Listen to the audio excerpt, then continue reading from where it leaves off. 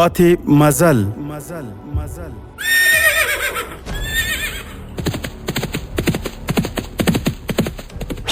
د تاریخي ناولونو ځانګړې خپرونه پاتې مزل د اوسني عصر د ننګونو او فرصتونو هنداره چې د اسلامي تمدن د عروج او انحطاط عوامل روښانه کوي. پاتې مزل د علم او ارتقا پر لاره څراغونه بلوي او د مسلمانانو تیرې سترې واکمنۍ او فرهنګي میراثونه بیانوي.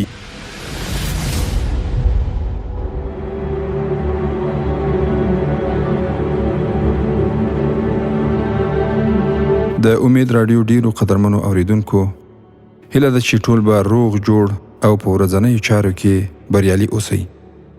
پیل کوو د پاتې مزل په نننۍ خپرونه. هیله ده چې د خپرونې تر پایه راسره پاتې شي.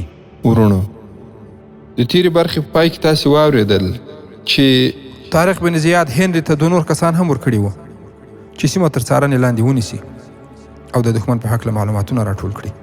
د هغوی دنده دا وه چې د دښمن د شمیر، ځای او ځواک په هکله معلومات راټول او خپل سپه سالار ته یې راوړي. ورونو، په هره زمانه کې چې مجاهدین نورو محاذونو ته ځي او انشاء الله تعالی چې ولاړ بشي، دغسې جاسوسان چې په هغه منطقه کې ډیر بلد وي، د هغې منطقې خلک وي، ډیر کار باسي او په داسې جاسوسانو او مخفي کارکوونکو باندې باید ډیر مصرف وشي، ځکه چې دغه مصارف بیا بې ځایه نه ځي. د دغو مصارفو په واسطه باندې ډیر معلومات په لاس راځي چې د هغو په رڼا کې به بیا د مجاهدینو عمرا پریکړه کوي او هغه لوري ته به حرکت کوي او د هر راتلونکي خطر د دفع په خاطر باندې به هر اړخیز پلان جوړوي. نو ځکه طارق بن زیاد رحمه الله هم هنري ته 2 کسان ورکړي ول چې شاوخوا سیمه وڅاري او هر ډول معلومات دوی ته راورسوي. ورونو، په دغه لار کې مخکې یو پوځي کلا وه چې کارټیجیا نومېده. هغه ډیره قوي او کلکه وه. هلته د جنرال ټیوډومر تښتېدلی پوځ هم اوسېده. نو د پوځ شمېر یې زیات شوی و. د کلا مشر په دې باندې خوښ و چې اوس نو دا کلا څوک نشي لاندې کولی. په داسې حال کې چې همدې را تښتېدلو اضافي پوځیانو د کلا کلکوالی او ځواکمني کمزوري کړې وه، ځکه چې هغوی له بربریانو څخه ډیر سخت ویرېدلي وو. ورونو، له میدانه څخه چې کوم پوځي تېښته وکړي، هغه بیا دا نه وایي چې زه بې زړه وم، بلکې خپل دښمن ځواکمن او خونړی بولي او هغه په نور لښکر کې هم ویره خپروي. د ټیوډومر پوځیان چې کله کلا ته ننوتل، نو دا واویلا یې جوړه کړه. دا د انسانانو په شکل او صورت کې پیریان او دیوان دي. هغوی د خپلو ځانونو هیڅ پروا نه کوي. موږ خپله ولیدل چې د هغوی سره یو آس هم نه و. بیا معلوم نه شول چې له کوم لورې سپاره زموږ تر شا راتاو او برید یې راباندې وکړ. په موږ باندې له پاسه غشي ویشتل کېدل. هر یو غشي به زموږ یو ملګری واژه. هغوی په شمېر کې زموږ څخه نیمایي هم نه و. د هغوی نارې داسې وې لکه تندر. ورونو، دغه نارې د الله اکبر نارې دي چې په تېرو انقلابونو کې هم د کفارو لخوا دغه حالات بیان شول چې د جنگ په صحنو کې په موږ باندې مرمۍ دومره تاثیر نه کوي لکه د الله اکبر نعره، ځکه چې په دې کې الله جل جلاله یو خاص تاثیر اچولی. ورونو، دغه ویرونکې خبرې چې کله د کلا خلکو او پوځیانو ته ورسېدې، نو په ښار کې دعاګانې پیل شوې چې د دوی په نظر باندې د دې آسماني افت او بلا څخه خدای موږ خوندي وساتي. او ورونو، دا داسې حقیقت دی چې عیسائی نامتو لیکوال لینپول هم لیکلی دی. د مسلمانانو شمېر ډېر کم و، خو هغوی په حیرانونکې توګه زړور، خوارېکښ او قرباني ورکوونکي وو. د هغوی قومنده او مشري د داسې سپه سالار په لاس کې وه چې په رښتینې توګه قهرمان او اتل انسان و. جنګي ځواک، غوره وسله او زیات پوځ خو د اندلسیانو سره هم و، خو کومه ولوله او احساس چې په مسلمانانو کې و، هغه په اندلسیانو کې هیڅ نه و. مسلمانان د الله تعالی جل جلاله د حکم په اساس او اندلسیان د بادشاه د حکم په اساس جنګېدل. مسلمانانو د الله اکبر، الله تر ټولو لوی دی نارې وهلې. دا نارې د مسلمانانو د روح څخه راوتلې. په دغو نعرو کې چې کوم شي د تندر په شان باندې کار ورکاوه هغه د الله جل جلاله مبارک نوم و. خو هلته بیا اندلسیانو کومه ناره نه درلوده. که چیرې کومه ناره به موجوده وه هغه به دا وه چې د اندلس بادشاه دې ژوندی وي. ورونو دا یوه بېروحه ناره وه چې په رسمي توګه یوازې د خلکو په ژبه باندې اورېدل کېده، چې نه ولوله او نه هم احساس ورسره ملګری و، بلکې تش آواز و. ورونو کارټیجیا په یوه شنه سمسوره او زرغونه سیمه کې پرته کلا وه. هر لوري ته حسن او ښکلا وه. د سهار روښنایي لا پوره نه وه خپره شوې چې د کلا په دیوال باندې ولاړ یو پوځي په ډېر زور سره چیغې کړې، هغه دي، هغوی راورسېدل. ورونو دغه آواز د ټولو غوږونو ته ورسېده او ډېر ژر په ټوله کلا کې خپور شو. هر لوري ته ګډوډي او بېنظمي پیدا شوه. د خلکو زړونه له ویرې او ډار څخه ورپېدل. د کلا مشر په منډه دیوال ته پورته شو. هغه د مسلمانانو را روان لښکر ولید. ورونو هغه د ټیوډومیر په شان باندې نامتو جنرال د دوی له لاسه ماتې خوړلې لیدلې وه. ټیوډومیر د ماتې څخه وروسته څه وخت په همدې کلا کې تېر کړی و. د کلا مشر ته د جګړې حل هم ویلی و. ټیوډومیر د جګړې حل په داسې شکل سره بیان کړی و چې د کلا مشر یې ویرولی او ډار کړی و. اوس هماغه د پیریانو او دیوانو لښکر د ده په سر باندې هم راښکته شو. دا لښکر یې به کله هغې خواته بیا ورځي چې دوی ورته د پیریانو او دیوانو لښکر وایي. خو په حقیقت کې دا الهي لښکرې دي چې الله جل جلاله یې د کفارو په زړونو باندې رعب او هیبت اچوي. خیر، د کلا مشر د دیوال څخه په لوړ آواز حکم وکړ. د کلا دروازې ښې سختې او کلکې بندې کړئ. د هرې دروازې شاته تیار او چمتو ودرېږئ. د دیوال له پاسه غشي او برچه ویشتونکي هم یوې او بلې خواته تیار ودروئ. ورونو برچه او غشي ویشتونکي هم ودرېدل. دروازې یې هم کلکې وتړلې او د نلې لوري ته ښه پرېمانه پوځیان هم راټول کړل. د غازیانو لښکر په ډېره بیړه راورسېده او د کلا شاوخوا خپاره شول. طارق بن زیاد رحمه الله په اندلسي ژبه باندې اعلان وکړ، د کلا دروازې خلاصې کړئ او وسله تسلیم کړئ. که زموږ یو سړی زخمی یا شهید شو او بیا موږ کلا ونیوله نو بیا به ستاسې د پوځ پای ډېر بد او خراب وي. او که په خپله خوښه باندې دروازې خلاصې کړئ نو ډېر ښه او غوره سلوک به در سره وشي. موږ محاصره ډېره نه اوږدوو. د نن ورځې لمر به هغه وخت پرېوځي چې موږ به په کلا کې دننه ننوتي یو. ورونو دا د مسلمانانو د یو باتور امیر خبرې وې چې په خلاصه لهجه یې کفارو ته مخامخ کولې. همدومره یې په خپل ځان باندې باور و، همدومره په خپل ټینګ ایمان او راسخه عقیده باندې باوري و چې انشاء الله تعالی د الله جل جلاله په زور به په دغه زوروره کلا هم دی ورننوځي. خو هلته بیا د کلا د دیوال څخه آواز راغی، ستاسې لمر پرېوتی دی، همت وکړئ او دروازې خپله خلاصې کړئ. ورونو د دواړو خواو څخه په نارو کې ټکر راغی. طارق بن زیاد رحمه الله د بل ځل اعلان اړتیا ونه لیده. هغه د خپل ځان په هکله باندې سم ویلي و چې زه ځوان یم او صبر نه لرم. طارق بن زیاد یو دم حکم ورکړ، کلا ورانه او ویجاړه کړئ.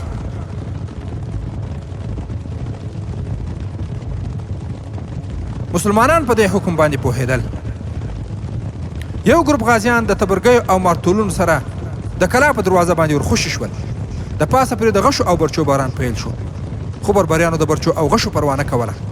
بربري غشي ویشتونکي هم د مخکینیو غازیانو تر شا را روان وو. له هغوی سره اوږدې او قوي لیندۍ وې چې استعمال یې پوره زور او ځواک غوښت. د دې لیندیو غشي تر لیرې پورې تلل او په بدن کې ښه په ژوره ننوتل. دې غازیانو خپل غشي د دیوال له پاسه په ولاړو پوځیانو باندې ورخوشي کړه. دوه درې غشي ویشتونکي له دیواله څخه لاندې پړ مخې راولوېدل. نورو خپل سرونه ښکته کړل او له هغه خوا څخه غشي ویشتل هم بند شول. کلا 4 دروازې درلودې او په 4 واړو باندې بربري غازیانو یو ځل برید وکړ. هغوی نه د غشو پروا لرله او نه یې د برچو. په دروازو باندې یې د توبرونو او مارتولونو ګزارونه پیل کړل. ورونو دا ډیر د زړورتیا او میړانې کار و. کلاګانې هسې نه فتح کېدې. هر صفه سالار خپل پوځ په داسې خطرناک ځای کې نه استعمالاوه. خو د طارق بن زیاد رحمه الله اصول دا و چې خپله خطرناک شه نور ټول خطرونه خپله ختمیږي. د طارق بن زیاد اصل ځواک یو بل شی و.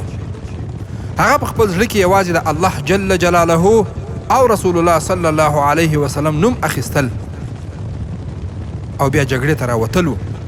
دا دوه پاک نومونه د هغه په روح کې ننوتي وو او د همدې پاکو نومونو په برکت هغه ته په خوب کې رسول الله صلی الله علیه وسلم زیری ورکړی و چې فتح او بری ستاسې په برخه دی، په دې شرط چې د الله تعالی جل جلاله رسۍ کلکه ونیسئ. او ورونو دا د الله جل جلاله وعده ده، لکه څنګه مو چې په تېرو برخو کې هم وویل چې 100 تنه صابر غازیان وي هغوی به 200 کفار او چې 100 صابر غازیان وي په 1000 کفارو به دوی برلاسي کیږي د الله جل جلاله په مرسته او زور سره. ورونو که په هره زمانه کې د غازیانو او مجاهدینو لښکر مطالعه شي نو ټولو ته به دا څرګنده شي او دا څرګنده شوې هم ده چې د الله جل جلاله مرسته او نصرت له مجاهدینو سره دی. او ټول مجاهدین په دې باندې باید پوه شي چې د الله جل جلاله مرسته له خپلو بندګانو سره په دوه ډوله ده. یو د علم او احاطې په لحاظ چې دا عام دي، مسلمان او کافر دواړو ته شامل دي، او له خپلو بندګانو څخه چې څوک هر څه کوي په ټولو باندې الله جل جلاله پوه دی او د هغه جل جلاله له علم نه هیڅ شی پټ نه دي او هغه په ټولو احاطه کړي. د مخلوق نه هیڅ څوک له هغه نه نشي غایبېدی، لکه څنګه چې الله جل جلاله په قرآن عظیم الشان سورة الحدید 4 نمبر آیت کې فرمایي ژباړه: الله جل جلاله هغه ذات دی چې اسمانونه او ځمکه یې په 6 ورځو کې پیدا او بیا یې پر عرش باندې استوا وکړه. هغه څه ورته ټول معلوم دي چې په ځمکه کې ننوځي او ترې راوځي، او هغه چې له اسمان نه راښکته کیږي او د هغه په لور ورخیږي. هغه له تاسې سره دی، تاسې چې هر چیرې یاست، او الله جل جلاله ستاسې د کړنو ښه لیدونکی دی. او همدارنګه الله جل جلاله د سورة مجادله په 9 نمبر آیت کې فرمایي ژباړه: آیا ته نه پوهیږي چې الله پاک د اسمانونو او ځمکې له هر څه نه خبر دی؟ هیڅ کله داسې نه کیږي چې د 3 تنو پټې خبرې دي وي او 4م دی الله جل جلاله نه وي، او نه داسې شوي چې د 5 کسانو پټه غونډه دی وي او 6م دی الله جل جلاله نه وي. که د پټو خبرو کوونکي له دې نه لږ زیات وي او هر چیرې او هر وخت وي، الله ورسره دی، هیڅ شی ترې نشي پټولی. ورونو دویم ډول مرسته او د الله جل جلاله مرسته خصوصي ده، او دا د مرستې او تایید معیت دی. یعنی الله جل جلاله په ځانګړي ډول د هغو مؤمنو مسلمانانو مرسته او تایید کوي چې صالح او عبادت گزار وي، لکه چې الله جل جلاله د سورة التوبه په 40 نمبر آیت کې فرمایي: اعوذ بالله من الشیطان الرجیم اذ یقول لصاحبه لا تحزن ان الله معنا. کله چې محمد صلی الله علیه وسلم خپل ملګري ته ویل ما غمجن کېږه، بېشکه الله جل جلاله له موږ سره دی. ورونو همدارنګه الله جل جلاله د سورة محمد په 15 نمبر آیت کې فرمایي: نو مه سستیږئ او د سولې په لور بلنه ورکړئ، ځکه چې تاسې غالب یې، الله له تاسې سره دی او هیڅ کله به ستاسې کړنې بابیزه نه کړي. خو د الله جل جلاله دا ډول معیت او ملګرتیا خپل بنده ته هله په برخه کیږي چې کله هغه د الله جل جلاله د بندګۍ صحیح حق ادا کړي، لکه څنګه چې طارق بن زیاد رحمه الله د رسول الله صلی الله علیه وسلم څخه راوروسته او مخکې ټولو د الله جل جلاله راسخو انبیاء کرامو او نورو بندگانو ادا کړی و. او الله جل جلاله خپل ملګرتیا هم په هر ډګر کې ورسره کړې وه چې تاریخونه په دې باندې ډک دي. او دا معیت او ملګرتیا د الله جل جلاله له هغو بندګانو سره ملګری وي چې د الله جل جلاله د بندګۍ د سرغړونې هیڅ شی نه وي ورکې، یعنې سرغړونه یې نه وي کړې. کوم مسلمان مجاهد چې دا ډول بندګي وکړي نو بیا پر هغه هیڅوک نشي بریالي کېدای، ځکه چې الله جل جلاله د هغه ملګری دی او د هغه مدد او مرسته کوي. لکه چې الله جل جلاله د سورة محمد په 11 نمبر آیت کې فرمایي ژباړه، دا ځکه چې الله جل جلاله د مؤمنانو دوست او کار جوړونکی دی او کافران هیڅ دوست او کار جوړونکی نه لري. ورونو، کله چې یو مجاهد د عبودیت او بندګۍ له اوصافو نه په یو صفت کې د تقصیر او سستۍ څخه کار واخلي او یا د ایمان په غوښتنو کې له کوم یوې غوښتنې څخه خالي او مجرد شو او یا د کافرانو کوم یو صفت خپل ځان کې راوست، نو د ده او د کافر ترمنځ د مشابهت د ډولونو څخه په یو ډول ورتهوالی پیدا کیږي او تیاره یې په زړه کې ځای نیسي چې له دغو څخه باید ټول مسلمانان مجاهدین، هغه که مشران دي یا کشران، ځان وساتي. او که چېرته یې ځان ونه ساته د دوی په زړونو کې تیاره پیدا کیږي، زړونه یې زنګ نیسي د ویرې، بزدلۍ، ذلت، رسوایي او بېغیرتۍ په ډنډ کې لویږي. د دنیا او خپل ژوند سره بېسارې محبت پیدا کیږي او له شهادت نه تېښته کوي. له الله جل جلاله نه سرغړونه چې څومره ډېره وي هغومره به یې اثر هم ډېر وي، چې په دې حالت کې بیا خدای جل جلاله نصرت او امداد ډېر کم کوي. او که چېرته لږ هم وي نو دا اثر به یې لږ وي. ورونو، که چېرته تېر تاریخ ته ور وګرځو، تاسې کله د حنین په کیسه کې غور کړی؟ نو که چېرې تېر تاریخ ته ور وګرځو او د حنین غزا راواړوو، کله چې له مسلمانانو نه ځینو کسانو وویل نن ورځ به هیڅوک پر موږ باندې غلبه ونه مومي ځکه چې زموږ د لښکر شمېر ډېر دی. په دې ورځ د مسلمانانو شمېر 12,000 تنه و، خو الله جل جلاله هغوی ته د کبر او د دې عقیدې د نه شهود او حضور په وجه چې بری د الله تعالی په نصرت سره ترلاسه کیږي ماتې ورکړه، چې وروسته بیا بیرته بریالي شول. دغه دواړه صفتونه د کافرانو له صفاتو څخه دي.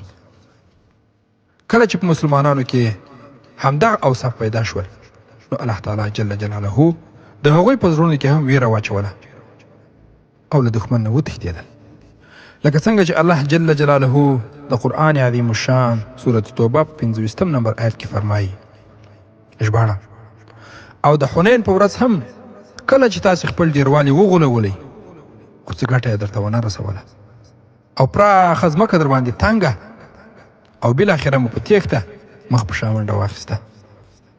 او الله جل جلاله د احد د پیښې په ورځ د لاسته راوړنې په اړه د سورة آل عمران په 155 نمبر آیت کې فرمایي ژباړه، کومو کسانو چې د دوه ډلو د مخامخ کېدو په ورځ تاسې ته شا اړولې وه، بېشکه چې شیطان د خپلو عملونو له مخې ښویولي وو.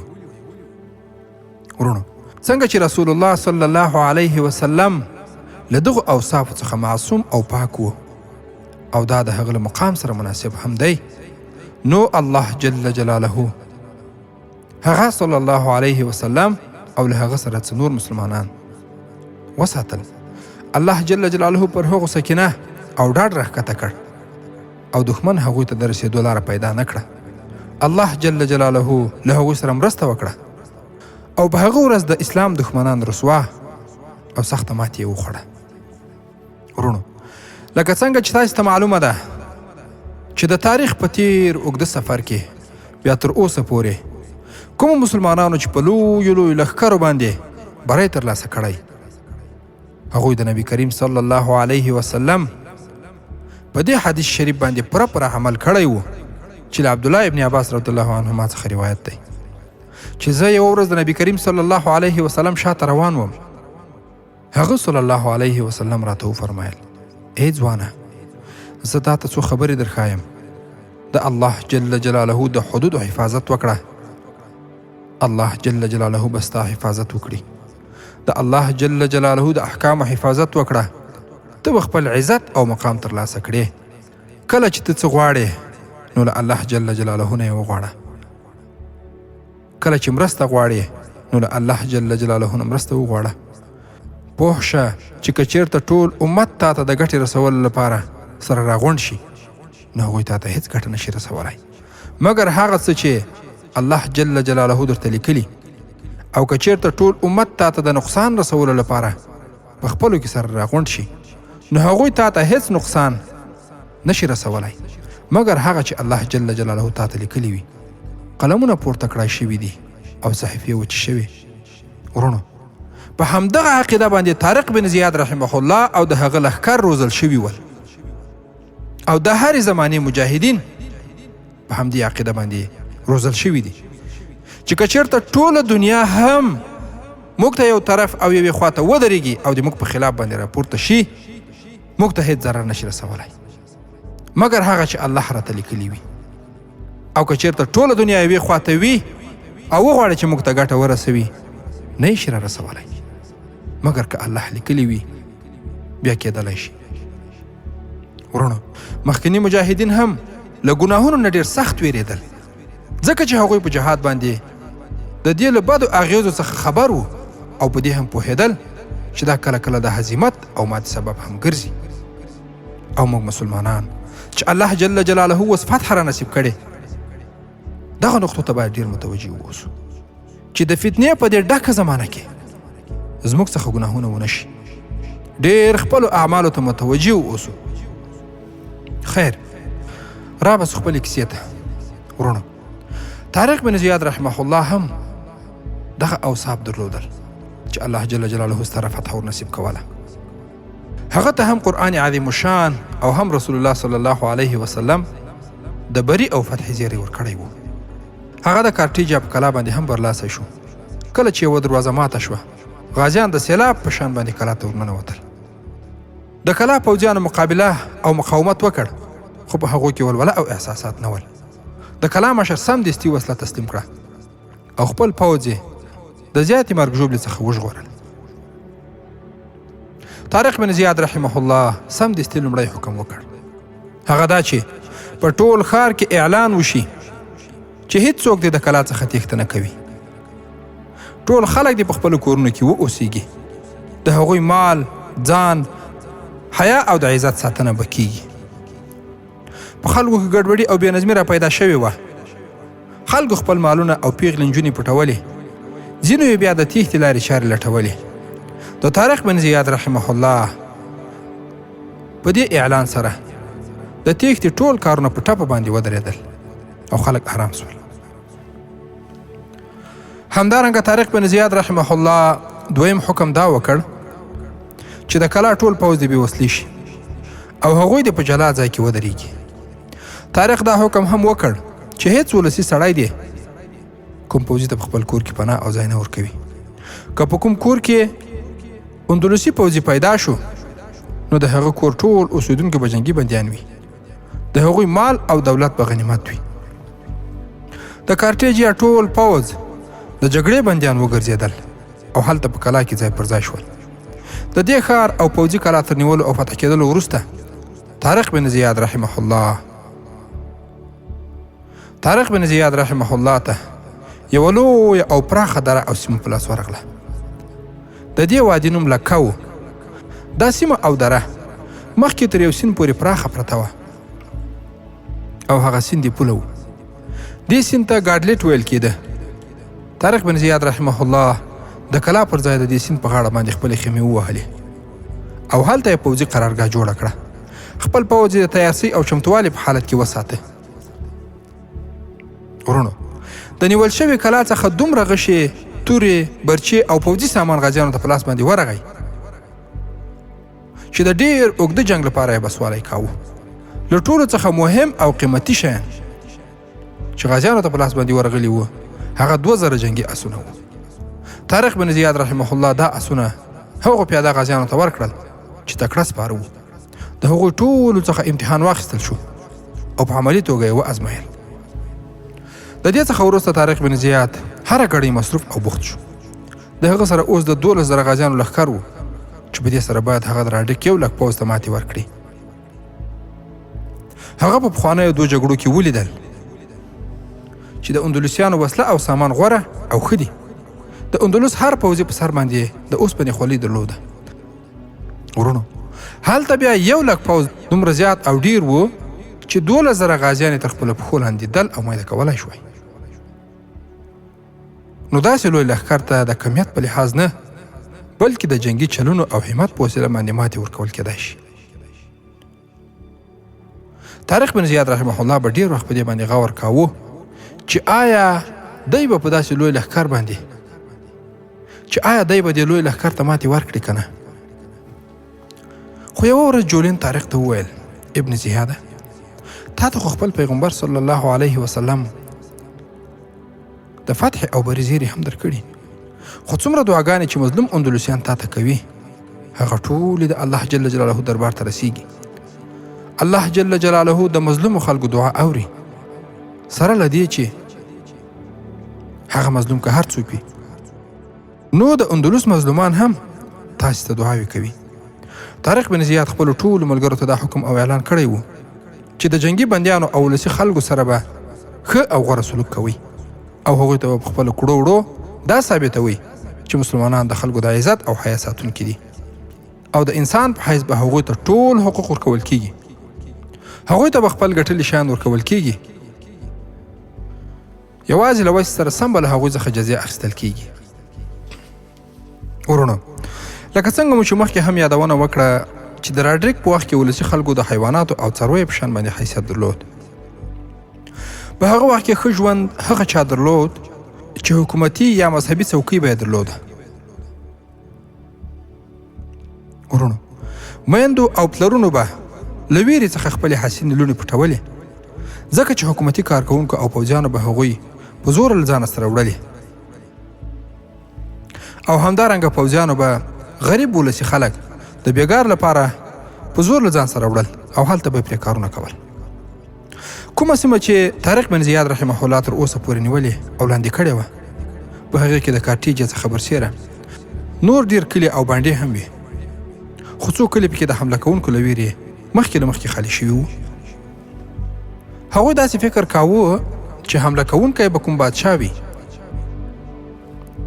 او هغه بادشاه به هم زموږ د بادشاه په څیر باندې ظالم او وینې خوړونکی وي. هغوی به لوټ او تالان کوي او د خلکو حیا او عزت ته به په سپکه سترګه ګوري. څاروي به حلالوي، نو ځکه ولسي خلکو خپل هر څه له ځانه سره واخیستل، د غرونو او ځنګلونو په لور باندې روان شول. خو ورونو نویو برید کوونکو او حمله کوونکو د هغوی د کورونو او کلي په لوري باندې کتل هم نه، بلکې د هغو د ساتنې فکر ورسره و. جولین طارق ته په ډاګه باندې وویل ابن زیاد دا ټول ستا سره ملګري دي، هغوی ستاسې د فتح لپاره دعاګانې کوي، هغوی خپل لاسونه هر وخت اسمان ته پورته کوي چې د راډریک بادشاهي تباه او برباد شي. ورونو جولین ځکه دا خبرې کولې چې جولین د هغې منطقي و. له همدې راډریک سره جولین هم ولاړو او د همدې خلکو حالات جولین ته بیا تر ټولو ښه معلومېدل. ورونو اوس به ورسو رزریق یا راډریک ته. د اندلس بادشاه د 1 لک پوځ سره را روان و. هغوی په خپل مرکز طلیطلې کې هم ځنډونه کړ. هغه مخکې له احوال استولی و چې په خپله ماڼۍ کې به د شپه نه کوي، بلکې د ښار څخه به د باندې لږ شان ته تم کېږي. کله چې هغه خپلې پلازمینې ته رانږدې شو نو ډېر درباریان، چارواکي او چاپلوسان په لاره کې ورته لاس په نامه باندې ولاړ، چې په هغو کسانو کې ماتې خوړلی جنرال ټیوډومیر هم و. راډریک په خپل سپین آس سپور و